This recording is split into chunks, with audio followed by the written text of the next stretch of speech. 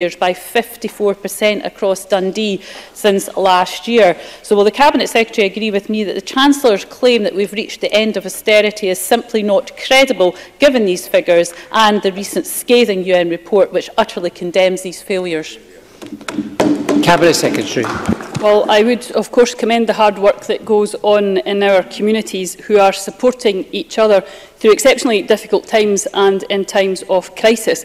But it is shameful that the UK Government continues to look the other way, despite the mounting evidence and even an intervention from the UN.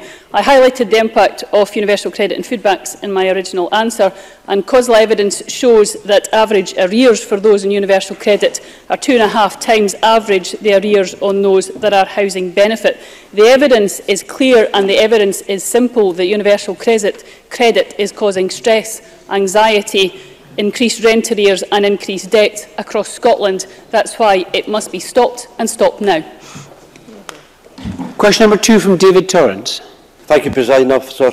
To ask the Scottish Government how accessible universal credit is for people with profound and multiple learning disabilities. Cabinet Secretary Shona Somerville. Universal Credit's digital by default approach makes it inaccessible for many people, and of course this may be a particular issue for those with profound learning disabilities and their families and carers. The result of the DWP's own survey, in fact, shows that only 54% of claimants can make a digital claim unassisted. It is yet another example of universal credit failing the people who need it most and putting people at risk of not being able to access the financial support that they are entitled to. It is therefore vital that this and the many other issues with universal credit are addressed before millions of people are migrated over to universal credit beginning next year. David Torrance. I thank the Cabinet Secretary for that answer. Cabinet Secretary, Adam is 18, blind, has no mobility, no means of communication, no capacity to make a decision, is fed by means of a G-tube and requires support to keep his airways open. Yet he and his mother have had to endure an interview, complete a multitude of forms and even obtain a sick note from his GP. They have just learned that they may also have to attend an assessment to evaluate his work capability. Does the Cabinet Secretary agree that this inhumane system is causing untold distress and anguish to the most vulnerable within our society and should be halted immediately by this uncaring Tory government? Cabinet Secretary. Well, I think the member speaks very eloquently about universal credit, and I'm very sorry to hear about the situation that Adam finds himself in through absolutely no fault of his own. I'm sure members across the chamber will hear equally awful stories in their own surgery as individuals are forced through what is, quite frankly, an inhumane system. And the example of Adam has brought that to the chamber once again today. As I said in my answer to Shona Robison, there is absolutely no doubt that universal credit is failing some of the most vulnerable people in our society, Adam included. That is why we have written to the various Home Secretaries for Work and Pensions that we have had over the past 18 months. I wrote again to Amber Rudd this week outlining the fundamental flaws of universal credit and particularly the digital by default example of that. That, for many other reasons, is why I have called once again on the Secretary of State to halt the rollout of universal credit. Question number 3, Bill Kidd. Thank you, Presiding Officer. To ask the Scottish Government what its response is to the findings of the UN Special Rapporteur on Extreme Poverty and Human Rights following his 2-week inquiry into rising levels of poverty and the consequences of austerity measures.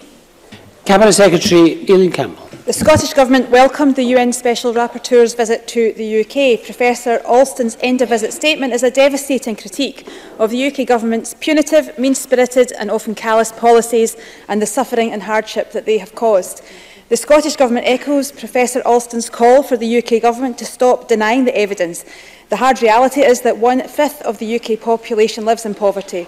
Last year, 1.5 million people were reduced to destitution, and that is an absolute scandal. And yet again, a UN expert has laid bare the UK Government's failures to guarantee the most basic of human rights, food, shelter, dignity, to millions of its own citizens. Bill Kidd. I thank the Minister for that reply. Does she agree that integrating human rights into and throughout Scottish Government policy, a direction that is the polar opposite of the Tory UK Government's take on politics, will build an increasingly equitable society? Cabinet Secretary. It's at the heart of everything that we seek to do as the Scottish Government, with all public authorities now having a duty to respect, protect and fulfil human rights. And that's why our own new national performance framework now has an explicit human rights outcome supported by 31 human rights indicators. And it's why we're taking practical action to implement Scotland's international human rights obligations. For example, Scotland's new social security system embeds human rights in its core legislative principles, and these principles go much further than just simply warm words. Every aspect of the new system is being developed in partnership with rights holders, and we're designing a public service that meets their needs from the outset. A glimpse of an approach that Scotland can take if given the power and responsibility to deliver for the people of our country. And they stand in complete contrast to the policies of the UK Government, which keeps its head buried in the sand about the everyday misery, hardship and despair that it continues to cause. Elaine Smith. Thank you, Presiding Officer. Is the Cabinet Secretary aware that the devastating impact of UK Government policies on women's lives have been given specific attention by the UN Rapporteur's report, with women selling sex in order to pay for food and shelter, women as the vast majority of single parents facing significant hardship with the two-child cap, and women making up the majority of pensioners, many of whom are living in poverty. In addition, Philip Alston specifically mentions the Scottish Welfare Fund, and of the thousands of households in Scotland receiving help from it, 54% were single people and 22% were single parents, but none of the Scottish Government data tells us if these are men or women. So why is the data not disaggregated by sex, disability or race to allow for more informed analysis of the take-up and reach of the Scottish Welfare Fund to ensure it's actually contributing effectively to tackling the poverty which is faced by a disproportionate number of women in Scotland? Cabinet Secretary. Absolutely, and Elaine Smith is right to point out the gendered impact of UK welfare reforms and austerity, and the impact, the devastating impact, the tragic, heartbreaking impact that it's causing to too many women across Scotland and the UK. And of course we'll seek to always do what we can around the Scottish Welfare Fund to ensure that it can meet the needs of the people of Scotland, the people that it's designed to help in the face of these cuts that we are facing. I would point out that we're spending £125 million this year to mitigate the UK cuts, and by 2020-21, £3.7 billion will be cut from the social security budget. But that is really difficult to sustainably always mitigate, but certainly where we can improve, and there is recommendations for us in the Scottish Government to make improvements to the way we cope with these welfare reforms to ensure that we can better improve the system in Scotland, and certainly will continue to engage with Elaine Smith on those particular issues she raised around the gendered impact on welfare and reforms and austerity. And Gillian Martin. Thank you, Presiding Officer. Continuing on that theme, the UN Special Rapporteur said that limiting benefit payments to 2 children was as, and I quote, forced and physical as China's one-child policy. What does the Cabinet Secretary make of his assertion that the UK welfare system is as sexist as if it were compiled by a room full of misogynists? That's his words. And how could she outline if all welfare were devolved to this place, what would the Scottish Government do differently as a priority? Cabinet Secretary. Well, we certainly wouldn't have a rape clause, we certainly wouldn't have a 2-cap child limit, and certainly what I said and outlined to Bill Kidd in my response, the social security system that we have built in Scotland that has been designed around dignity, respect and fairness gives a glimpse of what is possible when Scotland has the ability to cope and care for its people. That is one way we are currently delivering for the people of Scotland, and if we had the full powers and competencies to make sure that we could care for everybody in our country, then we would deliver a system that didn't have things like the inexcusable rape clause policy in this country. Question number 4, Finlay Carson. To ask the Scottish Government what plans it has for the creation of new national parks. Cabinet Secretary Rosanna Cunningham. There are no current plans to designate new national parks in Scotland. Finlay Carson. Does the Cabinet Secretary agree that in light of the widespread support revealed by the public engagement exercise carried out by the Galloway National Park Association, the time has come for the Scottish Government to consider initiating a formal consultation on a possible Kingdom of Galloway National Park? Cabinet Secretary. I think, as the member knows, this is an ongoing conversation that is being had not just with people from Galloway, but from other parts of Scotland where there are competing interests in national parks. I know that the Minister was scheduled to meet the chairs of SCNP and GNPA on Tuesday morning. That meeting had to be postponed but is now being rescheduled. But I would remind him of some of the comments that I have had to make in the past, which is that there are financial considerations in all of this. And those financial considerations not only have not gone away, but actually, if anything, have become exacerbated. Emma Harper. Thank you, Presiding Officer. Last week I wrote to the Minister with regards to the establishment of considering a national park for Galloway. And given the national parks in Scotland have served the country well by providing the respective areas with an increase in visitor numbers, a growth in employment, a boost to local and rural economy, as well as having a positive impact on wildlife conservation, can I ask the Minister to commit to giving the prospect of a Galloway National Park serious consideration? Cabinet Secretary. As I indicated, we're always happy to continue to engage on the Galloway National Park Association proposals, indeed as we are with other communities who are also thinking about national parks. The Minister does intend to meet with them to discuss their ideas, but any proposal would need to be assessed in the context of the very real concerns around public finances and the costs that would be associated with new national parks. Colin Smith. Does the Cabinet Secretary not accept that the campaign for Galloway National Park is in many ways a campaign about equality across rural Scotland, and the benefits of national parks shouldn't just be for central and north Scotland, but all of Scotland, including the south, which is an area that sadly is all too often forgotten? Cabinet Secretary. I think there is a strong economic case that is made for the national parks and the whole of the national park idea. I'm not entirely sure I would characterise either of the two national parks as somehow being central belt. I suppose he means because the Loch Lomond and Trussell National Park extends as far south as Ballach, but I'm not entirely certain people consider that to somehow be central belt. Both of them are very rural. Both of them are indeed helping the rural economy, but of course with the south of Scotland there are a lot of other things being discussed at the moment, and the Scottish Government is of course committed to setting up a development agency in the south of Scotland, which will in itself is intended to deliver economic benefits to that area. Question number 5, Colin Beattie. The Scottish Government what its response is to reports that the number of pupils learning a musical instrument fell by 1,000 between 2016-17 and 2017-18. Cabinet Secretary John Swinney. Presiding Officer, the Scottish Government recognises the value of instrumental music tuition to the well-being and attainment of young people. Any reduction in take-up is therefore a cause for concern. We are working with key partners to find ways to ensure that instrumental music tuition remains accessible to all. Local authorities in Scotland are responsible for ensuring that all children and young people have access to the full curriculum, including the expressive arts. We are supporting local authorities by delivering a real terms increase in revenue and capital funding in 2018-19. Colin Beattie. The Cabinet Secretary may be aware that the two local authorities in my constituency, Midlothian Council and East Lothian Council, are named in the report as being areas where hundreds of pupils are no longer registering for music lessons following the introduction of charges. Can you outline what support the Scottish Government can give both the local authorities and pupils to ensure this drop in uptake is arrested? Cabinet Secretary. By coincidence, I was in Musselburgh Grammar School yesterday, and there was a fantastic orchestral performance by the school orchestra in advance of the meeting of the Scottish Education Council. But one of the senior pupils of the school made the point to me that the changes made by East Lothian Council were deterring individuals from taking up instrumental music tuition, and she was concerned about that point. So Mr Beattie makes a fair point. There is, of course, a varied position about music tuition charging around the country.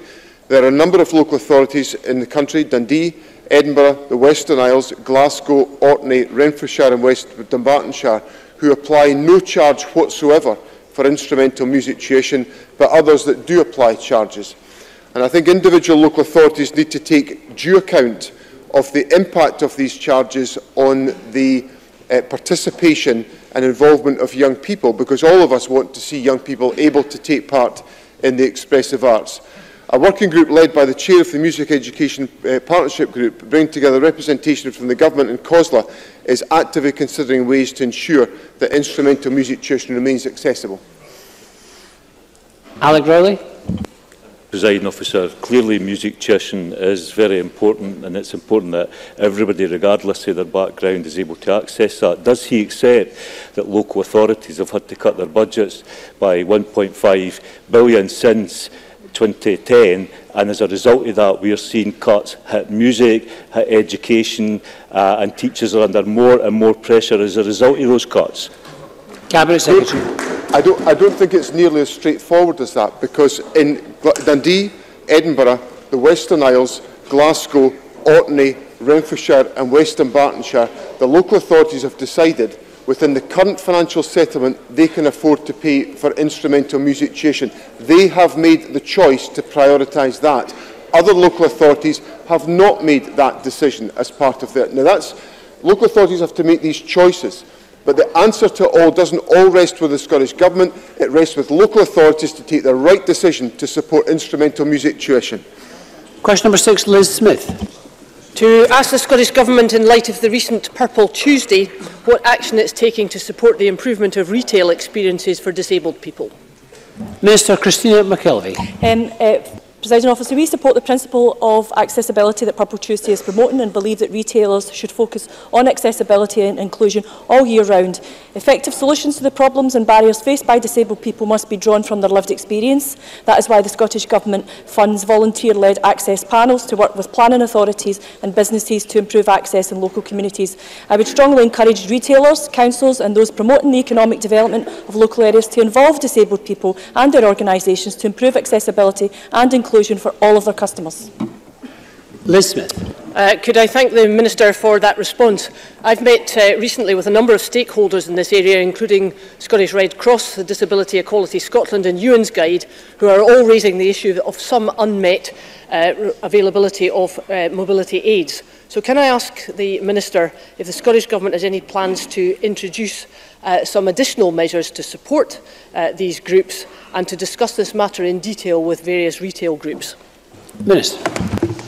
I know that Liz Smith has had an ongoing focus on this issue, but she'll understand that equality law recognises that bringing about equality for disabled people may mean changing the way in which services are delivered, providing extra equipment and or the removal of physical barriers. This is a duty to make reasonable adjustments, and this duty aims to make sure that a disabled person can use a service as close as it is reasonably possible to get to the standard usually offered to a non-disabled person. As I said in my earlier answer, the Scottish Government funds access panels, which are groups of volunteers who work together to improve physical access to the built environment and wider social inclusion. And as far as Ewan's Guide and other organisations that are involved in this, I'd be quite happy to meet with Liz Smith and those organisations in order to take forward some of the issues that they raise.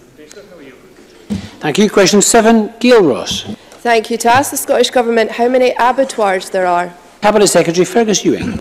5 approved red meat slaughterhouses, 3 poultry in Scotland. There are also 16 approved establishments that handle wild game and 2 authorised on-farm slaughter facilities for farm game. Gail Ross. I thank the Cabinet Secretary for that answer. Many farmers and crofters in rural areas are faced with long journeys to get their animals slaughtered and butchered. What support could be given for local solutions, such as mobile abattoirs, cooperatives or farm butchery? Cabinet Secretary. Presiding Officer, as a proud advocate for and an enthusiastic consumer of high-quality Scotch beef, lamb and pork, such adequate provision is plainly vital. And I'm aware of Gail Ross's strong interest in this, in pursuing matters for her constituents. I'm very happy to support any developments that are brought forward and work very closely with Gail Ross in her campaigning efforts. Thank you. That concludes general questions. We turn now to First Minister's questions. Question number 1, Jackson Carlo. Presiding Officer, the First Minister made assurances on the 27th of September in response to questions from Ruth Davidson that everyone in Scotland would get the vaccination they need on time to protect against winter flu. Why are so many people still waiting? First Minister. Well, the vaccination programme is well underway. The vaccination programme is going well. There are adequate supplies of vaccine in Scotland overall. I know from my experience as Health Secretary that during the vaccination season you will often see localised supply issues which are very quickly dealt with because of the arrangements we have in place to ensure that. So if there are particular cases or issues that Jackson Carlo wants to draw to my attention, I and the Health Secretary will look into them. But this programme is going well, and let me also take the opportunity yet again to underline how important the flu vaccination programme is, and I hope all of us would take the opportunity to encourage those ineligible groups who are not yet vaccinated to take the opportunity of vaccination. Jackson Carlo. I thank the First Minister for that, and that is the underlying thrust of the questions I'm asking. I mean, the First Minister will be aware of the issue because we are receiving correspondence from people telling us the problems they're experiencing. I was contacted by one individual this week who informed me that their elderly mother, aged 85, had still not had her jab. Indeed, she still has not got a date for it. And we're also being informed by GP clinics that many patients are having to wait potentially now until next month when the flu season takes hold. Now, I remind the Chamber, in Scotland, you actually have to be over 75 to get the new ATIV vaccine this winter, not 65 as elsewhere in the UK. So how can it be acceptable that even under the Scottish Government's regime of restricted access is being delayed to elderly patients who need it now? First Minister. Firstly, whatever concerns, and I'll come on to these directly in a moment, about localised supply issues Jackson Carlo might be hearing about in Scotland, there is nothing compared to the wide-scale concerns that have been communicated by GPs and others in England. There is not a restricted access to flu vaccine in Scotland. We have followed the recommendations of the JCVI, which is the expert group. There are different forms of the vaccine available in Scotland, and they are made available in an appropriate way. In terms of supply, and these are important issues, so let me set out quite clearly the situation in Scotland. We ordered more vaccine this flu season than we did last flu season. However, as I said, every single year, without failing, as I say, I know this from my experience as Health Secretary, there will be local mismatches between supply and demand for a variety of different reasons. To address this, Health Protection Scotland coordinates a national group. It includes the Scottish Government and NHS procurement, and that helps smooth any local supply issues for GPs within the overall volume of stock that is held in Scotland. This group, during the season, meets daily to support the NHS boards and GP practices. Yes, this group has observed that this year there appears to have been a higher early demand in some GP practices for the vaccine for under 65s, and that's a good thing that we should encourage. But demand is managed within the overall national supply, and actually that is one of the real benefits of having a national approach to this. GP practices in England are pretty much left to their own devices, and that's when real problems kick in. So if Jackson Carlo is getting any communication from any patient who has a local supply issue, if he draws that to the attention of the Cabinet Secretary, we can ensure that that is resolved, and resolved very quickly. Jackson Carlo. But as we established when Ruth Davidson last raised this, the manufacturers of ATIV made clear that those parts of the United Kingdom that put in their order early got the full supply. The only reason we are restricting it to people aged over 75 in Scotland is because NH Scotland did not.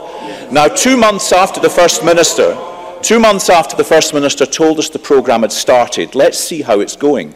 The latest figures in vaccine uptake published last week show that only 39% of people aged over 65 had been vaccinated, compared to 45% at this same point last year. And if the First Minister wants to compare it with England, the figure of people under the age of 65 who have been vaccinated there is not 39%, it's 51.7%.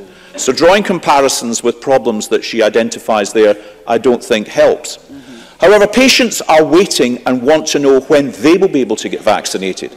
According to the government's own advice to registered GPs, ATIV vaccinations should be registered by November. So can the First Minister confirm at the very least whether or not all over 75-year-olds will get the vaccine before the end of this month? First Minister. There is sufficient supplies of the ATIV vaccine, which is for the over 75s, that has been procured to vaccinate all over 75s in Scotland. So that assurance, I hope, is one that will be accepted by Jackson Carlo. The issue in terms of extending that vaccine to under 65s was that we could not get a guarantee from the supplier that we would have sufficient stocks delivered on time for the start of the flu season. So if we had taken a decision to extend that to the under 65s, we would have been leaving them potentially to very late in the flu season, and that would not have delivered the protection that we want people to have. That's why we have taken responsible and appropriate decisions. Of course, the vaccine that is available for under 65s is an effective vaccine, and any suggestions to the contrary are completely and utterly wrong. In terms of uptake rates, of course, it is the uptake at the end of the flu season that matters, and that is what we should all look at. And we all encourage people to go and get vaccinated. It is not the case that there are large numbers of patients waiting for the vaccine. If there are local supply issues, I've set out the arrangements that are in place to resolve those. And anybody, any member of the Chamber who knows any constituent or any member of the public who has an issue in the local area should immediately draw that to the attention of the Health Secretary so that that can be resolved. This is an effective and robust programme, and I would appeal to every member of the Chamber, including Jackson Carlaw, not to inadvertently undermine public confidence in that programme, because that would be the worst thing any of us could do. Jackson Carlaw. I want everyone who should be getting vaccinated to go and get vaccinated. What I'm concerned about is that, having said only 75-year-olds could receive ATIV, there are people aged 85 and over who are still waiting to receive it. And your own advice says they must have it by the end of the month, and I want a more categoric assurance that they will get it, rather than just saying, I think there are sufficient supplies available for them to do so. This is not the first time we have raised concerns about this winter's flu vaccination. There are already questions as to why the Scottish Government's procurement of the new vaccine did not happen sooner, and why people aged over 65 and 75 in Scotland can't get it. It wasn't the advice that they shouldn't, as the First Minister suggests. Now there are these fresh questions about whether all age groups will get it in time. Now, I'm raising this matter today because this is now a major concern to constituents of MSPs right across the Chamber. We're entering the flu season, and I raise it to get the reassurance from the First Minister that NH Scotland will ensure everyone who needs it receives this vaccine without yet further delay. Will the First Minister give that reassurance to everybody who is watching just now? First Minister. Yes, I will give that reassurance. For Jackson Carlaw's information, the final consignment of the ATIV vaccine was delivered to GP practices from the week commencing the 12th of November. That is exactly the same delivery schedule that has happened for that vaccine elsewhere in the UK. So if there are any individual issues, if they are brought to our attention, we will ensure that the arrangements that are in place are activated in order to resolve those. Jackson Carlaw, and I say this gently and in all sincerity, his points about the procurement, well, actually there is, because this is a serious issue about public confidence in a public health programme. The issues about the procurement process are quite simply wrong. The issues about supply of ATIV was not to do with the timing of the Scottish Government's procurement programme. It was to do with the fact that the manufacturers could not guarantee enough supply early enough in the flu season to give us confidence that under 65s could all be covered in time with that vaccine. So instead of taking a risk, and we would, if we'd gone for that vaccine for the under 65s, we would have been taking a gamble on whether we could get it to everybody. Instead of that, we decided for this year to use a perfectly effective vaccine for the under 65s to ensure that they could all be vaccinated safely within the appropriate timescale. So this programme is robust, it is effective, it is appropriate, and I think it is incumbent on all of us to raise, not to undermine public confidence in it. Richard Leonard. Presiding Officer, on Monday of this week, the Vice President of the Convention of Scottish Local Authorities, Graham Houston, warned that some smaller councils are at a cliff edge. And just yesterday, in this Parliament, the Education Convener of Glasgow City Council admitted that local government had been hit with a greater level of budgetary cut than many other areas. First Minister, are these senior councillors from your own party wrong? First Minister. People in the National Health Service, like people in the education system, of course are feeling the constraints of the squeeze in spending that this government and this Parliament has been subject to because of spending decisions taken at UK government level. We have talked many times over past months and years about the real-term cuts to the Scottish Government budget, but nevertheless we have taken responsible budgetary decisions to raise income tax in a progressive way to deliver more revenue for public services, and within that, of course, to give a very fair settlement to local government. In this financial year, there are real terms increases in the revenue budget of local councils. Does that make it easy for them? Of course it doesn't, but it does demonstrate that this government is taking the appropriate action to protect local services, and that stands in stark contrast to elsewhere in the UK, where we've seen swinging cuts to local councils in England and in Wales, where Richard Leonard's party is in power, and he doesn't like me saying this. The local government budget did not increase in real terms this year. It was simply a 0.2% cash increase. So I think we've taken the right decisions, and yet again from Richard Leonard, it's a case of we should follow what he says, not what his party actually does in power. Richard Leonard. Presiding officer, this is Scottish First Minister's questions, last time I checked. The First Minister can talk about responsible budgets and fair settlements all that she wants. It's SNP councillors who are talking about cuts. And the fact is this government has not only failed to stop Tory austerity, it has added to it and then imposed it on local councils and schools. Only 3 years ago, the First Minister claimed that education would be her top priority. But now the First Minister is getting letters from teachers like this one. This teacher's letter, sent to the Education Secretary and the First Minister, says that because of cuts, teachers are forced to buy pens, pencils and books for their own pupils. And this teacher poses a simple question. They write, "You wouldn't expect a doctor to supply their patients with prescription medicines out of their own finances. So what makes teaching different?" So, First Minister, what is the answer to that question?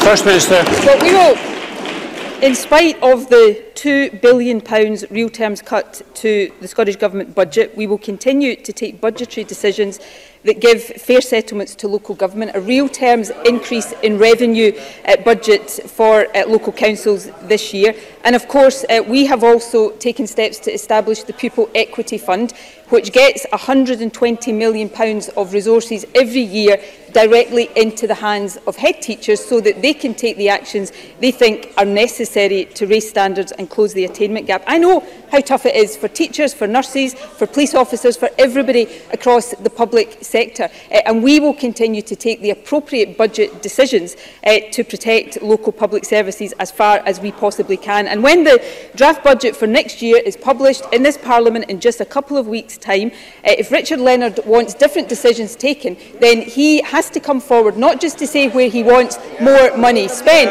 but where he wants that money to be taken from. And if he does that, then we can have a constructive discussion. Richard Leonard.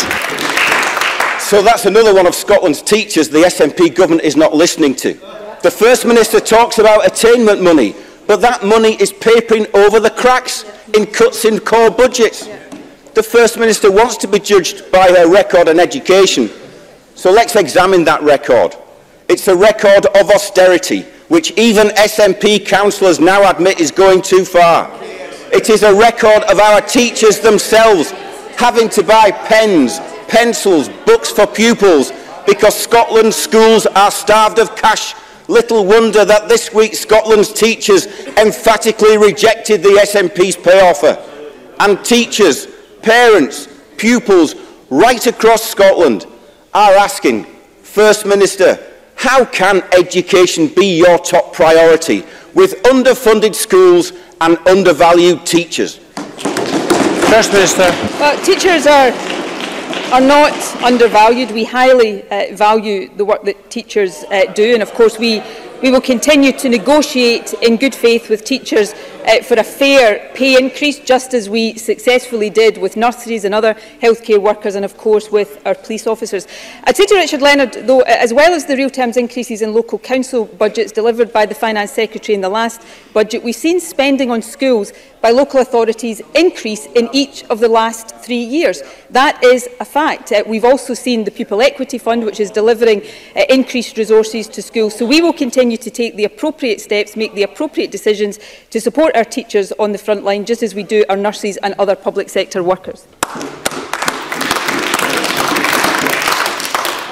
We've got a lot of interest from members in asking supplementaries today. The first from Alistair Allen, to be followed by Maurice Golden. Alistair Allen. Presiding Officer, with the draft political declaration on the future UK-EU relationship now public, it is now becoming clear in constituencies like mine that once more fishing will be a bargaining chip in post-Brexit trade negotiations. Does the First Minister agree with me that outside the EU, the UK seems determined to turn themselves into a minnow negotiating with a shark when it comes to quota and access? How does the First Minister feel the UK Government's red lines on fishing are working out for them? And does she think it's time for Mr Mundell to consider his position again? First Minister.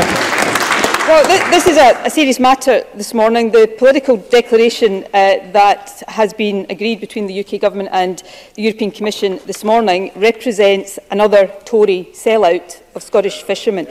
What we see is that the Scottish fishing industry will be used as a bargaining chip in wider trade talks. And all I want to do, Presiding Officer, is read out a couple of documents. Firstly, the letter that Scottish Tory MPs sent to the Prime Minister just last week, where it said, and I am quoting, "We must be able to negotiate access and quota shares on an annual basis without any pre-existing arrangement being enforced. This means that access and quota shares cannot be included in the future economic partnership." This is the agreement that has been signed off this morning, paragraph 75.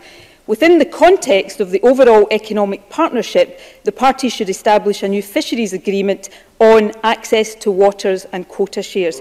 There is no mention of annual negotiations, which I happen to know the UK Government was trying to secure, and they failed. So, in terms of David Mundell's position, Presiding Officer, I would simply say this. His position is a matter for him. But if David Mundell is still in office by the end of today, in light of this political declaration, he will have forfeited forever any last remaining scrap of principle or credibility that he had.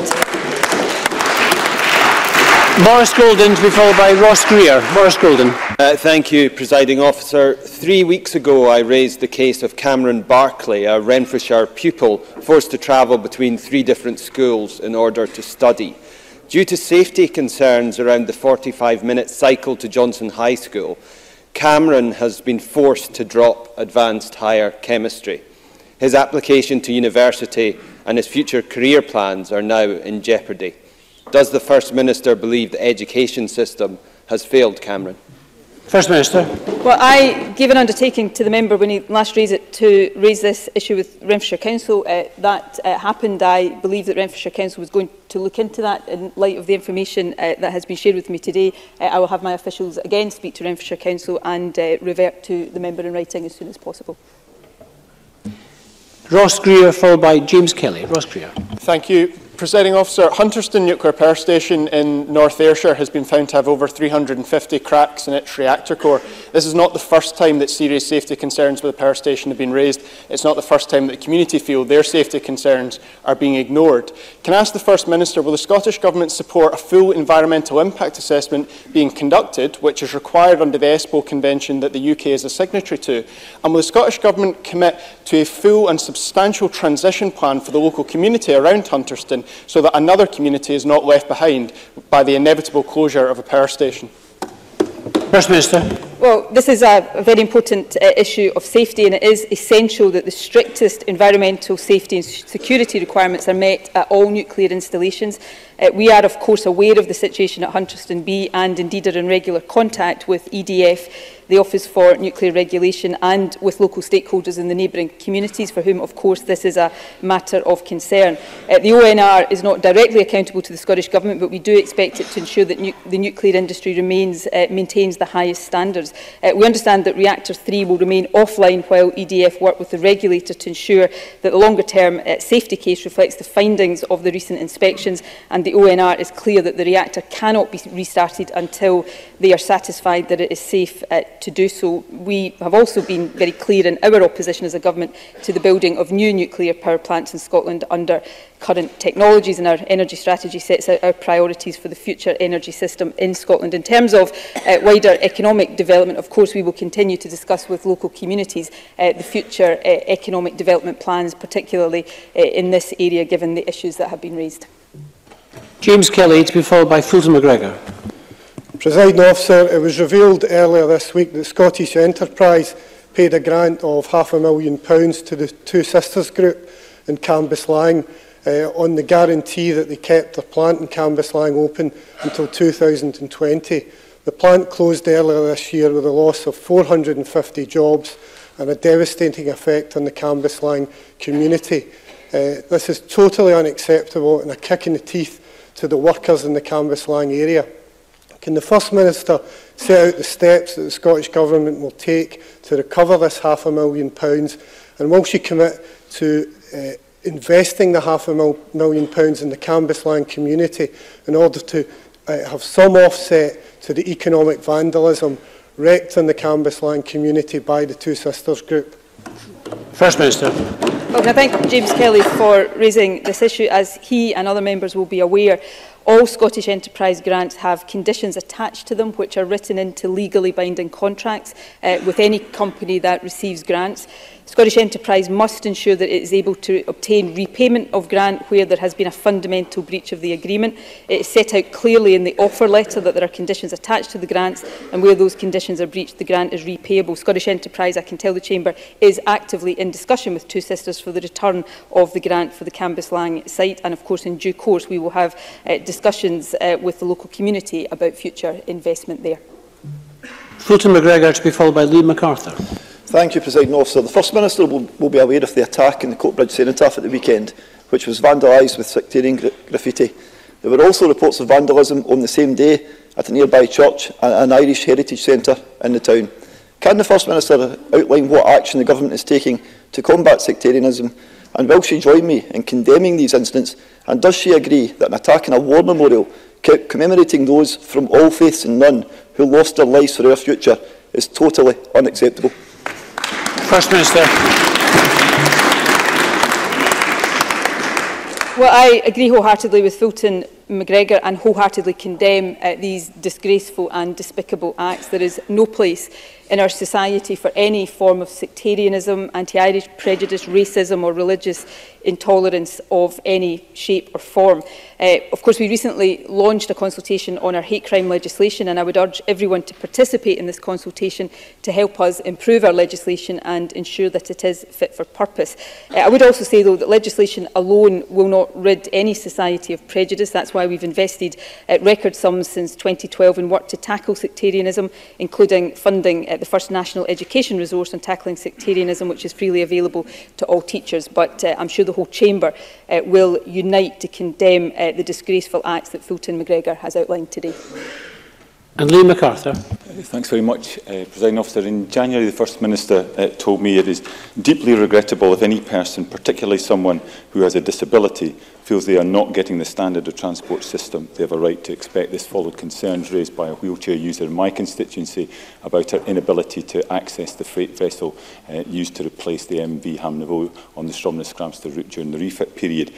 Given that the Islands Minister has confirmed to me this week that, quote, a freight vessel will provide relief cover for freight traffic again next January, does the First Minister believe the Government is fulfilling its responsibilities to my constituents in the delivery of this lifeline ferry service, or does she still deeply regret the standard of service being provided over the refit period? First Minister.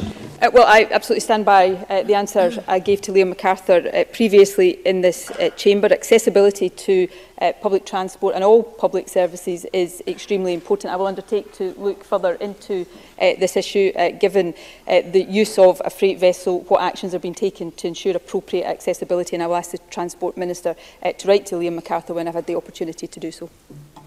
Thank you. Question number 3, Patrick Harvey.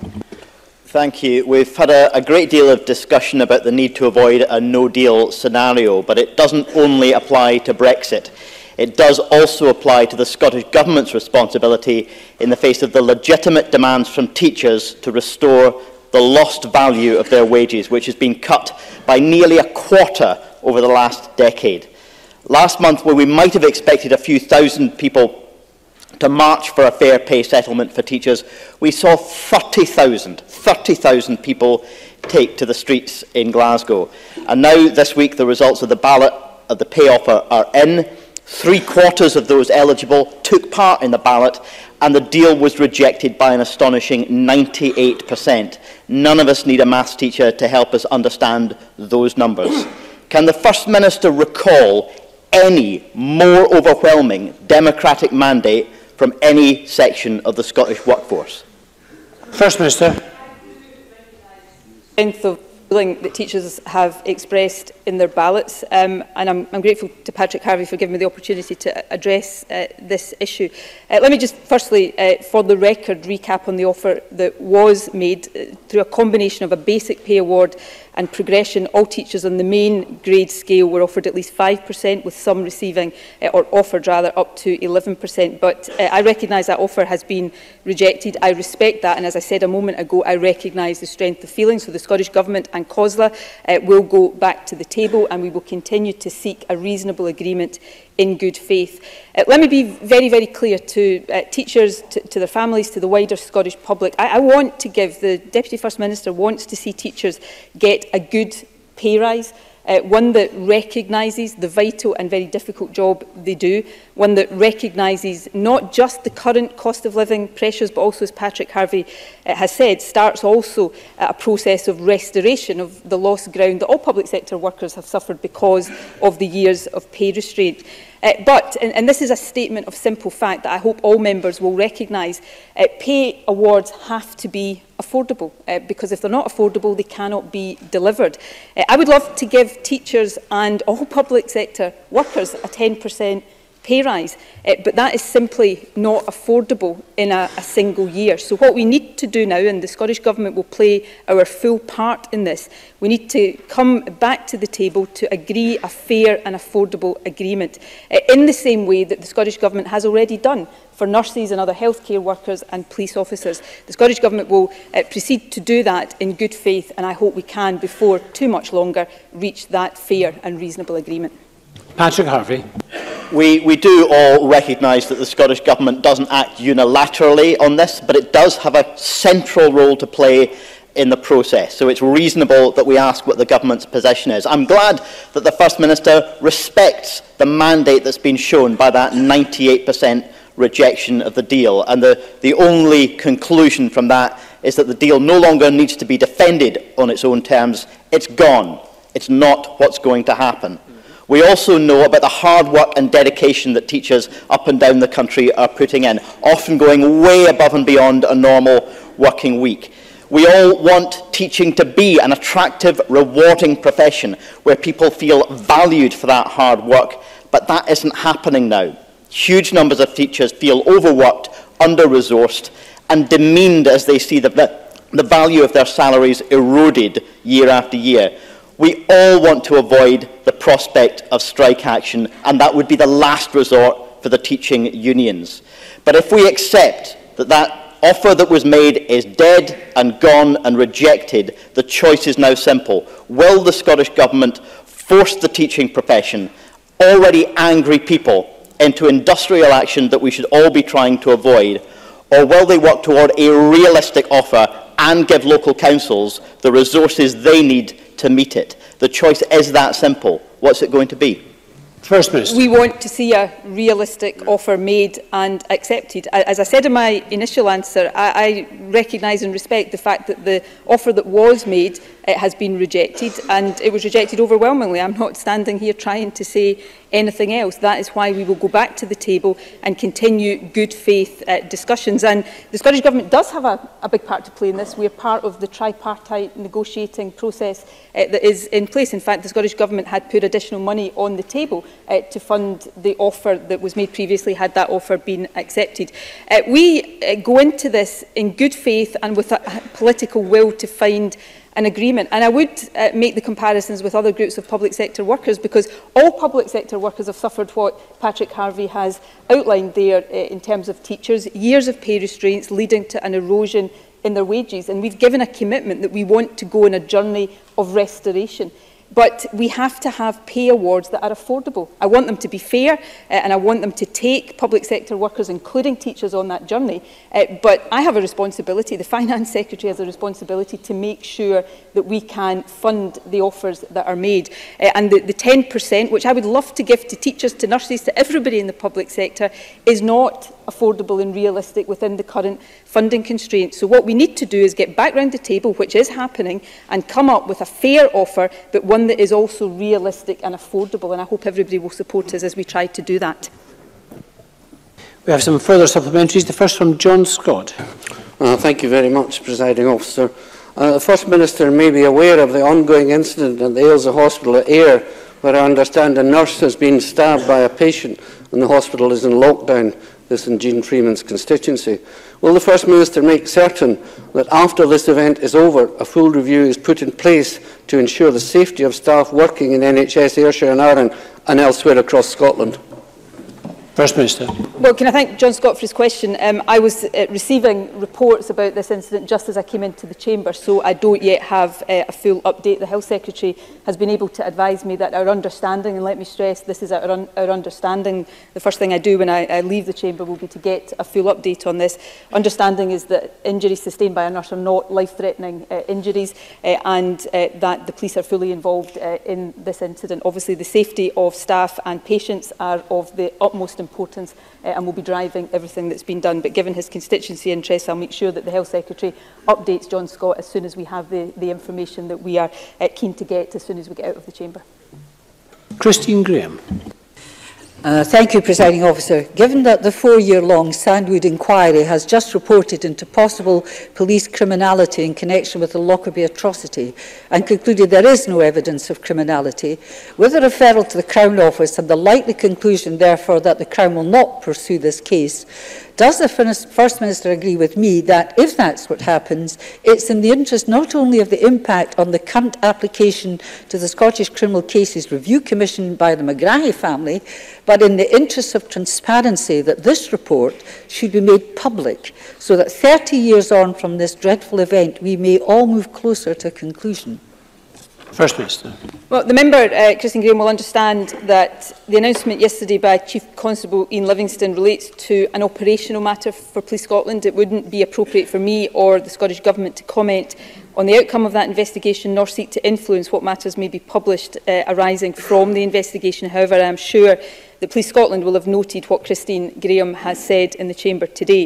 It is, of course, also important to remember that the Independent Scottish Criminal Cases Review Commission has statutory powers to obtain relevant documentation for the purposes of their investigations. Of course, how they seek to use such powers is entirely a matter for them. And Ian Gray. Thank you. The last time Scotland's teachers were angry enough to go on strike, Margaret Thatcher was still Prime Minister. I was still a school teacher.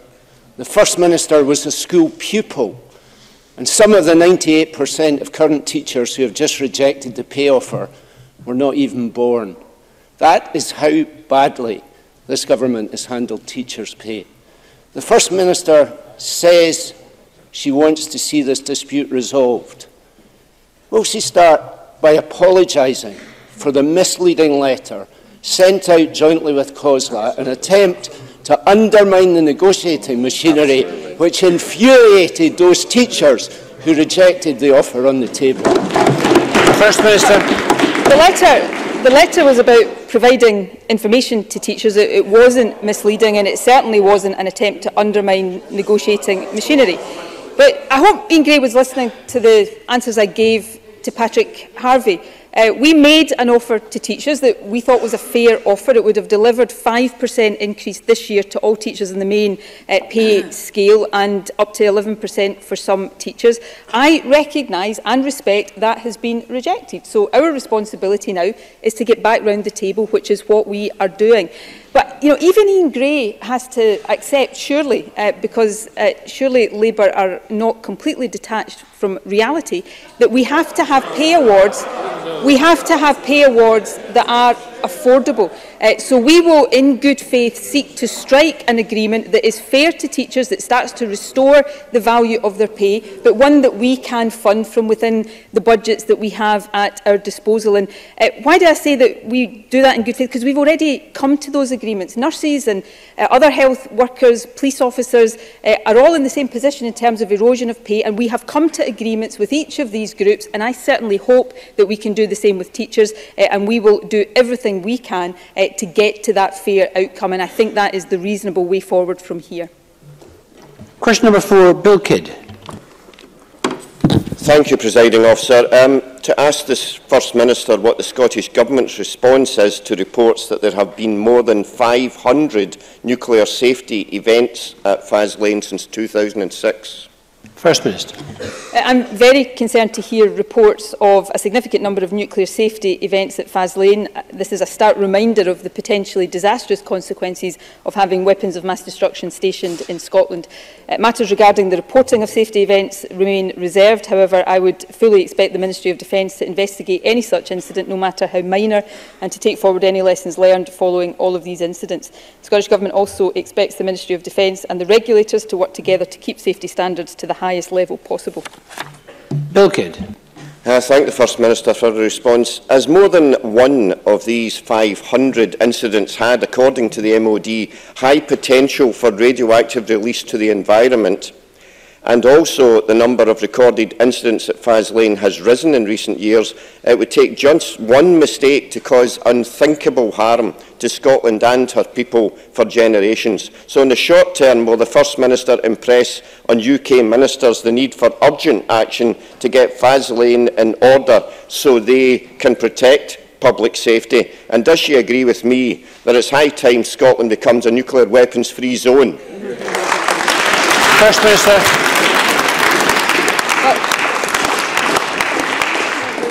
Bill Kidd is right to raise these concerns. Each and every one of these more than 500 safety incidents could have had potentially disastrous consequences for people living in Scotland and further afield as well. So we will continue to impress upon the Ministry of Defence and the appropriate regulators to do everything they possibly can to ensure the highest possible standards of safety. But Bill Kidd is absolutely right. We also have to get to the root of this issue. There shouldn't be nuclear weapons on the Clyde, and the sooner Scotland is a nuclear weapons-free country, the better. And this party and this government will continue to argue strongly for exactly that. Question number 5, Annie Wells. Thank you. To ask the First Minister what the Scottish Government's response is to reports that the number of children being treated for depression in Scotland has doubled in a decade.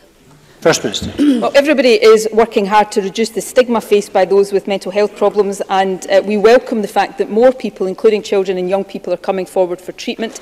Improving mental health services is a priority for the Scottish Government, which is why we have committed £250 million of new funding to mental health services, and that includes £100 million on services for children and young people. We've also established a Children and Young People's Mental Health Task Force chaired by Dr Dame Denise Coya. The task force will develop a blueprint for how services and surrounding support can better meet the needs of children and young people.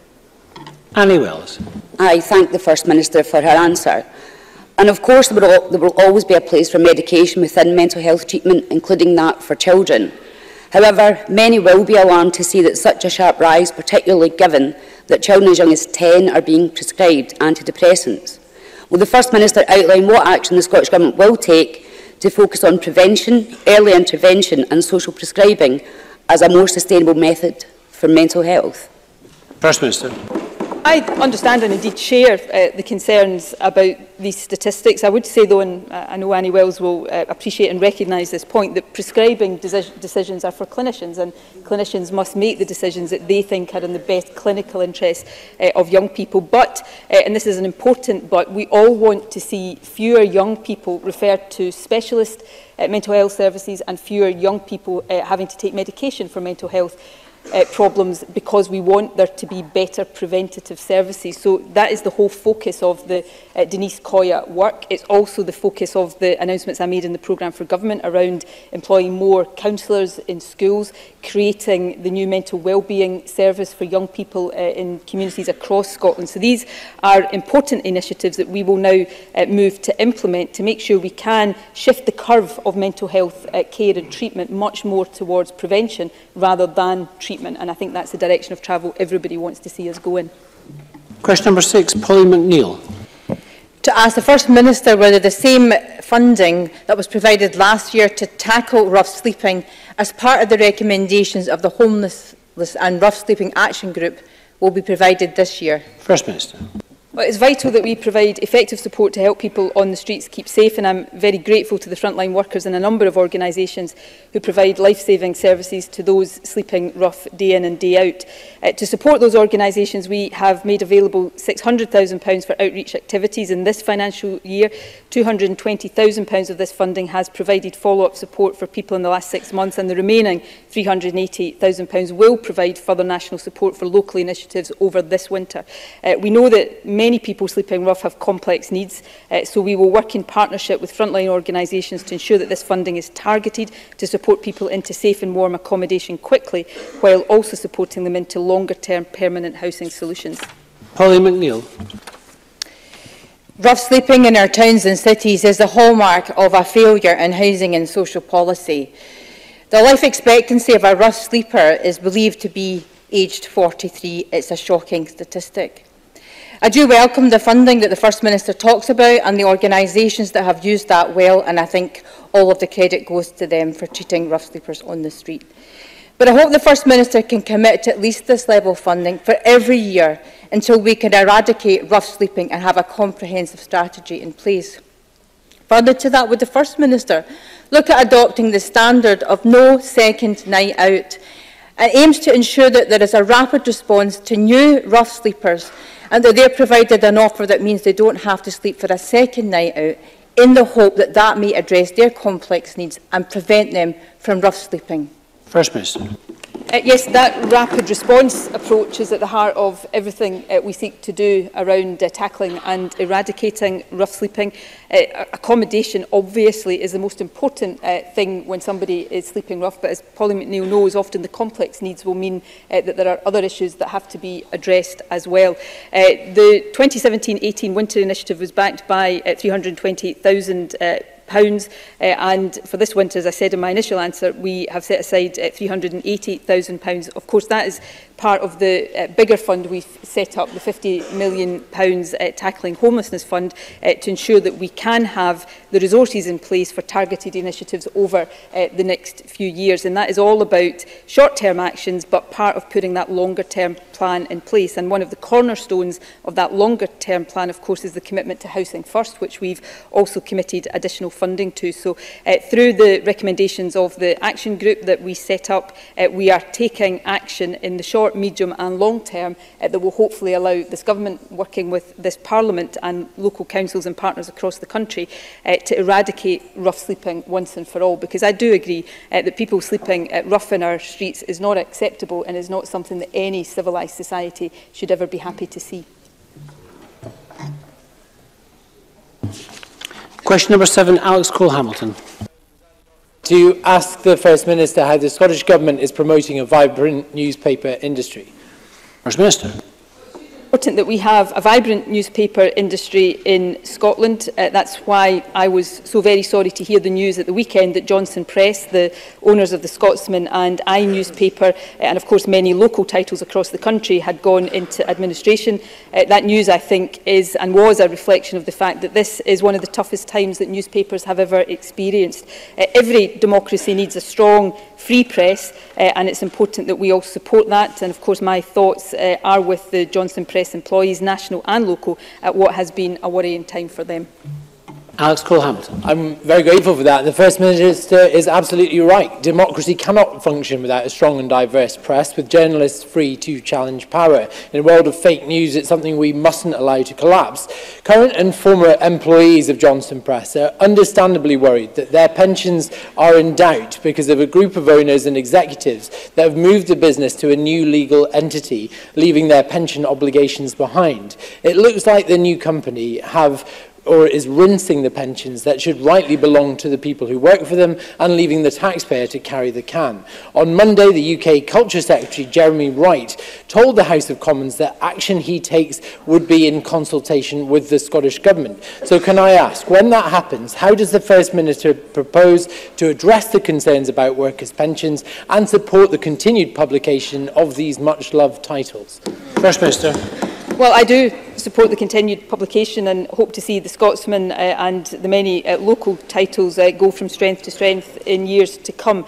I share the concerns about pensions. We've seen examples in the past in different contexts of people losing pension entitlements when assets of a company are transferred wholesale to a new legal entity, and none of us want to see that happen in this case. This is a reserved matter. Pensions are the responsibility of the UK Government. For the part of the Scottish Government, although it's not within our responsibility, we will be happy to engage with the company to make sure that the interests of the employees are paramount, and we will also work as closely as we can with the UK Government to encourage them to take steps, not just to prevent this happening in the case of Johnston Press, but also to prevent this kind of thing happening in any situation of this kind. And we would welcome the support of the Liberal Democrats and other parties across the Chamber as we do so.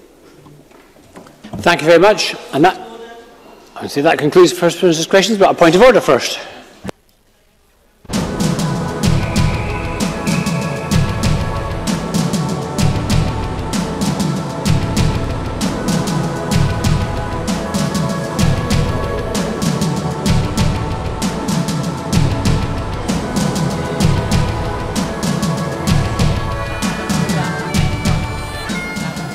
As you can see behind me, we're at the very beginning of the All Under One Banner rally. You can obviously hear the pipers behind me as events are about to kick off.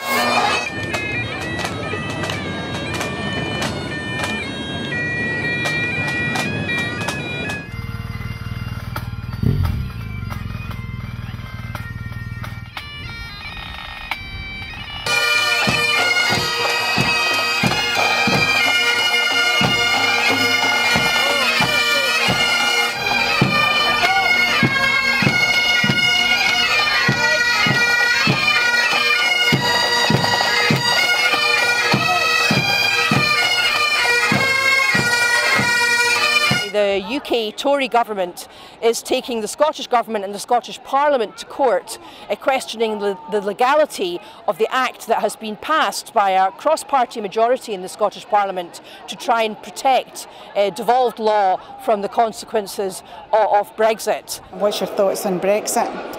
I think it's an absolute burdock. I think the Brexit debate really, and the mess that's being made, is kind of supercharging the independence discussion. The fact that Broadcasting Scotland, about the work that's been done by Broadcasting Scotland in giving community activists, yes activists, Scottish activists, a platform other than the traditional media outlets coming from other countries and other third parties. I think it's really important that not only myself but other elected members are supporting Broadcasting Scotland. We've had the Independence March at the weekend, the biggest Independence March that the country's ever seen. We've had the polls that have come out that have showed on a hard Brexit there's a majority for independence.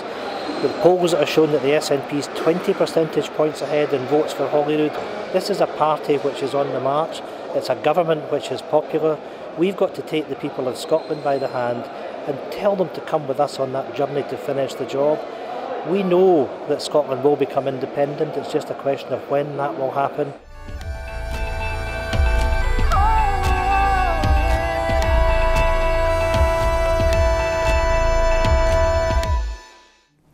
Broadcasting Scotland needs to be ready to provide fair, impartial and balanced reporting of the events that matter to the people in Scotland. This is why today we're launching a crowdfunding campaign with the ambition of raising £30,000, which is needed to invest in the development of our studio and infrastructure. Broadcasting Scotland can only exist with the backing of our supporters, so please follow the link below and give as generously as you can. We have used every penny we have ever received for making programmes for you, and we guarantee your money will be put to good use.